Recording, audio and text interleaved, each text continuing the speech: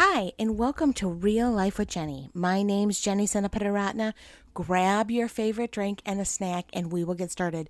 Today, we are celebrating number 100 of our podcast episodes. Woohoo! So I have my Lady Grey tea, because what's a celebration without Lady Grey tea? And I am eating my leftover nothing but cake, carrot cake. So let's get real. So for my 100th episode, I decided to ask you what you wanted to know. Ask me anything. And honestly, I was kind of surprised that there was no huge curveballs thrown my direction, which I kind of appreciate. But I'm going to go through some of the questions that I've been asked and answer them to the best of my ability. So one of the questions, I did a bucket list episode a while back, and someone said, what else is on your bucket list? What can we look forward to? So I pulled my bucket list off of my cupboard door, because I actually have it in the cupboard door where I bake cookies. Like all the cookie stuff is in there to make chocolate chip cookies or whatever I'm making. And so every time I open it, I see my to-do list, or my not to-do list, I guess it's a bucket list. And so I have it there as almost a, not quite a daily reminder, but I go in there quite a bit. And so I pulled it out just to kind of talk about some of the things I have on here. So one of the things that when I made this list, I wasn't very realistic. So I have things like bring Sam to every U.S. monument. Now, we're getting pretty close to that, actually. She's at 39 states. And so anytime there's a monument, I try to bring her there. I have always wanted to own a Jeep. I have a lot of places to go, and there are things on here that I've decided I no longer care to do, like hand gliding, skiing. Both of those are going to be taken off this list. I've decided I don't want to do anything that I don't have control over. That does not seem like a great plan to do that, but I do still have a lot of places to visit, staying in a castle. I would love to own a fruit tree someday, and the weirdest one, just so it's weird, I want to work at a pizza joint. Something I've always wanted to do. So someday, maybe I'll work at a pizza joint. So here's a couple of the other questions that I've been asked. So we'll try to make some of them shorter than that one. We'll see how it goes, because I'm a chatter. So one of them is, if you got a $100 gift card, what would you spend it on? You know, I have no idea. I have had this question for quite a while, actually almost a month, and I have no clue in the world what I would spend it on. Like, the easy answer is tea or something like that. But honestly, if I had a $100 gift card, I would probably spend it on maybe a suitcase. That's probably a good thing, because I desperately need a suitcase someday. Another question was, if you could have lunch with any Bible character, who would it be? Now, this is no surprise to you, but it would be Rahab. 100%. Let me sit down with the prostitute and have a conversation. Like, I want to know what life was really like for her, like before and after the Israelites came in, before she knew God and after. Like, what was it really like to join the Israelites? What was it like to be in Jericho before all this craziness happened?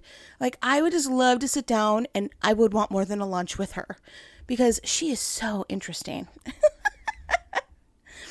Another question was date night and marriage advice. Now, when we started this ministry, Christ Connection, many years ago, I said to Kevin I never wanted to get involved in marriage advice. That's not something that I wanted to do. I didn't want to go around and speak on marriages, because I don't really know why. It's just not something that every marriage is so unique and so different, and Kevin and I are very unique and very different. So a date night for us really is at home. I know that you're supposed to go out and you're supposed to, do all these romantic things. That is super stressful to me. So a date night for Kevin and I really is Samantha going somewhere and the two of us just sitting down on the couch and either talking all night, which happens quite a bit because she's a busy little beaver, or watching a show together. I do not need to go out and about. Now, for our anniversaries, we try to get away, and we've done that a couple of times. And when we went to Rome, it was amazing. So, like, we could repeat that again, but that's not an average date night. I really think it's just about taking the time that you have. Sometimes you just get, things are so busy and so crazy that in marriage, sometimes you just have to take those moments. And for us, like Wednesday nights, we've just committed to being together on Wednesday nights because Sam's at school, at church. And so those hours are the two of us just spending time together, whether it's going through the things that we haven't talked about all week or talking about what we want to do in 5 years or just sitting down and enjoying each other's company while we watch a show. So that's kind of our life. And I don't have any great marriage advice except for one day at a time. All right. So let's get on to some more. If you could speak anywhere in the world, where would you want to speak? This is a really big one for me. I would love someday, you know what? It could be in Iowa. Like, I don't care, but I would love to speak at a women's event that had pastors' wives. A pastors' wives women's event would be my thing. Now, if it happened to be in Paris or in Rome, even better. Like those two places, I would love to go. In fact, one of the questions that was not asked is where you would want to live. If I could choose anywhere in the world and God let me choose, I would move to England in a heartbeat. It is a place that I'm really passionate about, that I love. And I just kind of fell in love with it when we went over there. And I'd love to be there. So if I could speak at a pastor's wives retreat in England, like now you're talking, that would be amazing. Amazing. No, I read 163 books from my birthday to my birthday. When I recorded the podcast, I was at 155, and now I finished at 163. And someone asked what my favorite book was for those 163. And honestly, I've got several that I just absolutely loved because they were a series. And it was just super, super fun. But I did find a new cozy mystery that is by Tanya, and the last name is Kappes. And she writes they're really short little books. They're not super long. When you listen to them, they're like 4 hours long. And she owns someplace in Tennessee. She owns like a campground in Tennessee, and people happen to get murdered all the time in her little town. How crazy is that? But anyway, I love her series. It's one of my favorites. Whenever I can get a hold of the next book, because sometimes it's hard to get a hold of that next one, I will stop all the other ones and do that one. Like everything else can kind of set to the side so I can listen or read her book. So I'm really enjoying that series. So it's not one book, it's that series. That has been kind of a fun new ad for me this year. All right, what else do we have? So where did Caspian's name? Did you have a backup name? Now, our dog is named Caspian Frodo. He's a Cavalier Havanese. My daughter actually came on the podcast when I first started and did the muddiness of life or something. She calls him our muddy puppy. And so she kind of shared that testimony. If you want to go back, if it's pretty far, it's like 1, 2, or 3, something like that. It's a pretty early episode. But we talk all about Caspian and what a big deal he is. He's a huge deal to us. He's just adorable and super calm and just a snuggle buddy for me and for my daughter. And I suppose he snuggles with Kevin sometimes, but I think he does more walks with Kevin than anything.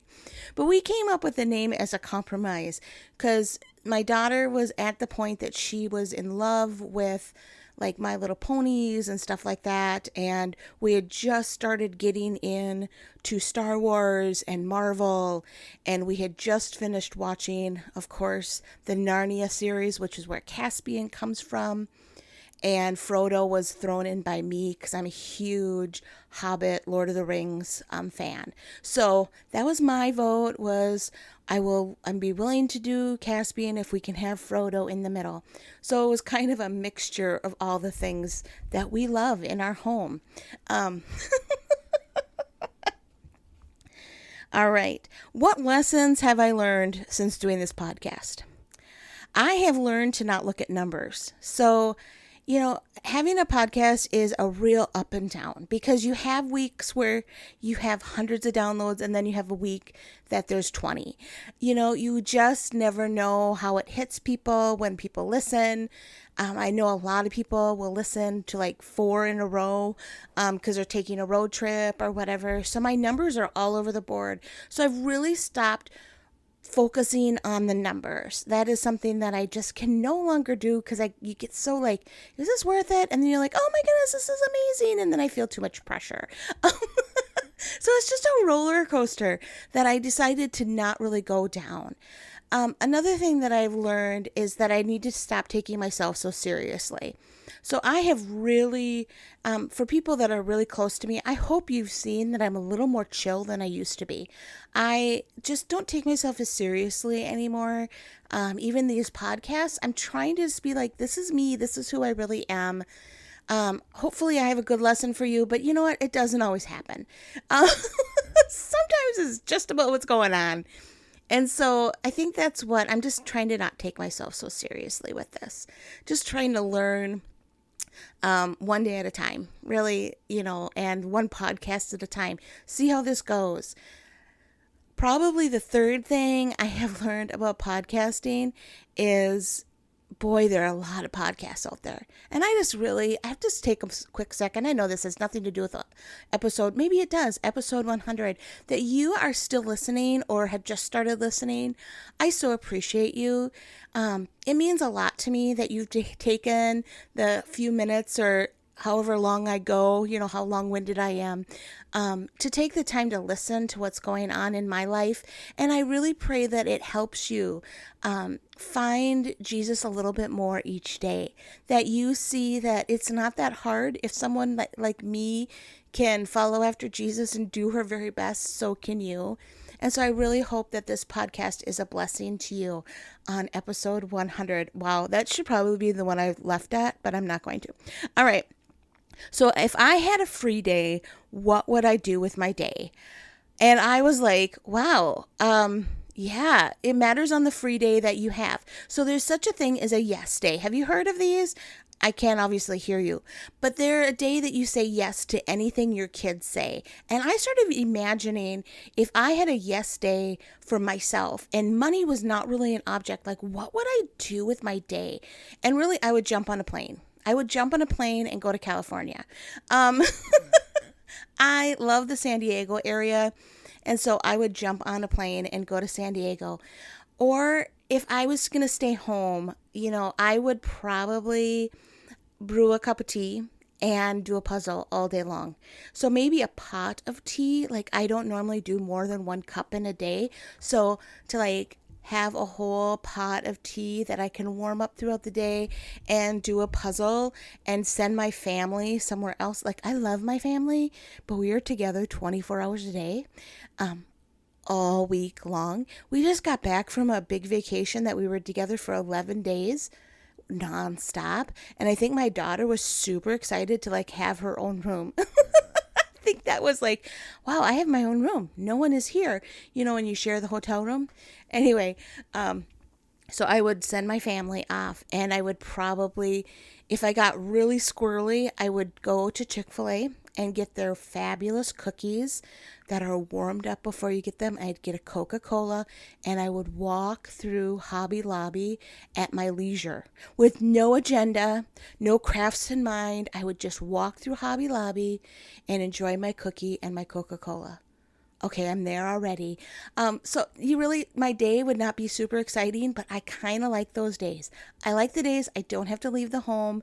I love to travel and that's super fun, but I really just enjoy quiet. I really do. Put in a book, listen to that, do a puzzle, and that is a perfect day to do anything I want, which doesn't happen very often for any of us, does it?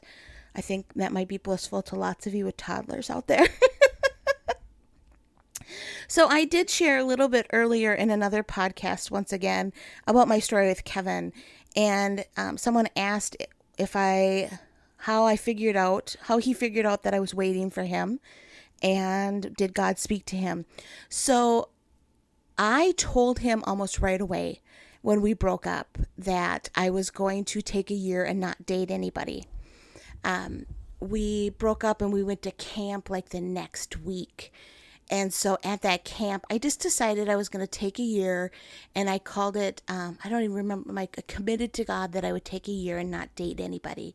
And so I told him that I wasn't going to date anybody, knowing that that's my personality. I probably would have started dating somebody else and not have waited for Kevin.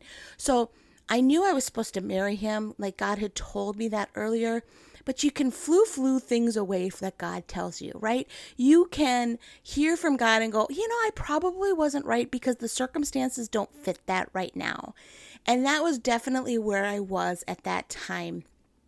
I was very much like, Lord, I probably didn't hear from you. It was my imagination, because I'm looking at my circumstances and it does not pan out that Kevin and I are getting married. He actually just dumped me. Do you remember this? And so when I was praying that at that camp, God was like, I need you just to commit to not dating. And honestly, I think it was, I don't know. I should ask him. I should have asked him before this. But then maybe I don't want to know the answer. I think it was a process for him that he realized that I took God really seriously. And sometimes when you're dating, you don't see how seriously the other person takes God.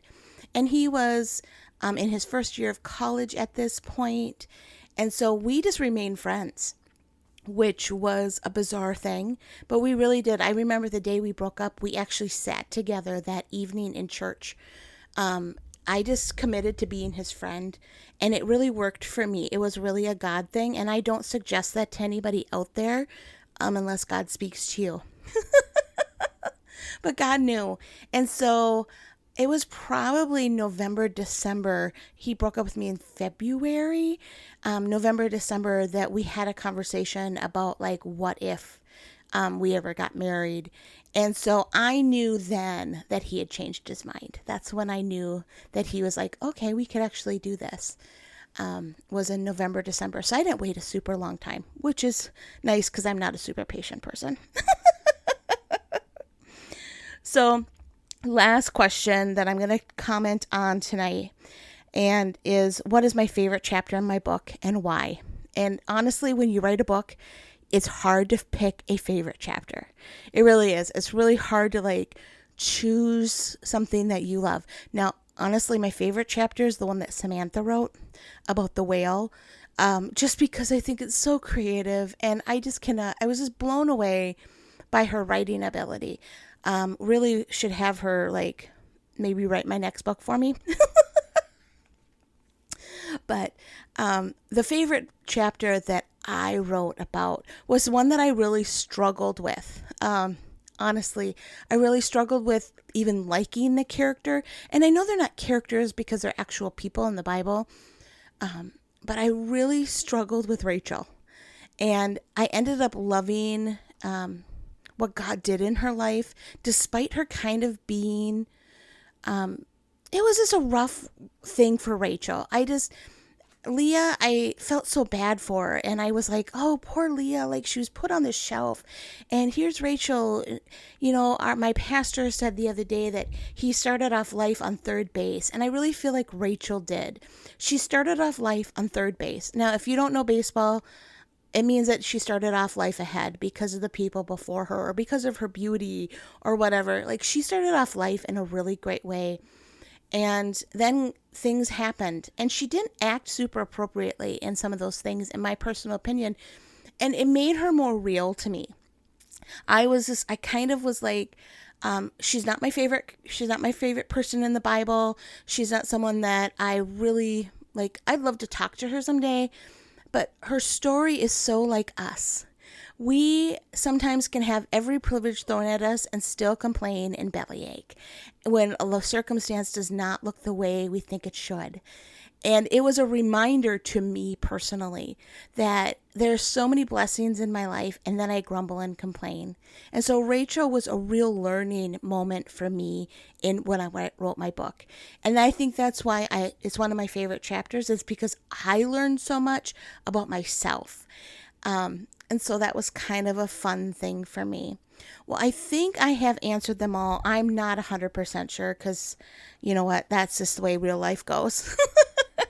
But I just want to take a moment again and thank you so much for listening and joining Real Life with Jennie on Instagram and on Facebook, and for all your emails and your messages and texts. I just really appreciate you. You just don't really know what it means when I meet you in person and we talk about it, and I get to see your smiles and you're like, hey, Jennie, this is what's going on in my life. And I just love hearing from you and praying for you. It is such a unique privilege that I have. And so thank you for hanging out with me for 100 episodes. It seems like a lot. And we'll try to keep things going. I have some really fun things coming up that I'm super excited to share with you. You know, that this last month has been a crazy month, and I cannot wait to, on episode 101, talk more about what is going on in real life. Well, you can find us at Real Life with Jennie on Instagram and on Facebook. Woot woot, come on and comment with us. You can also find us at christconnection.cc/Jen. All of my information is there.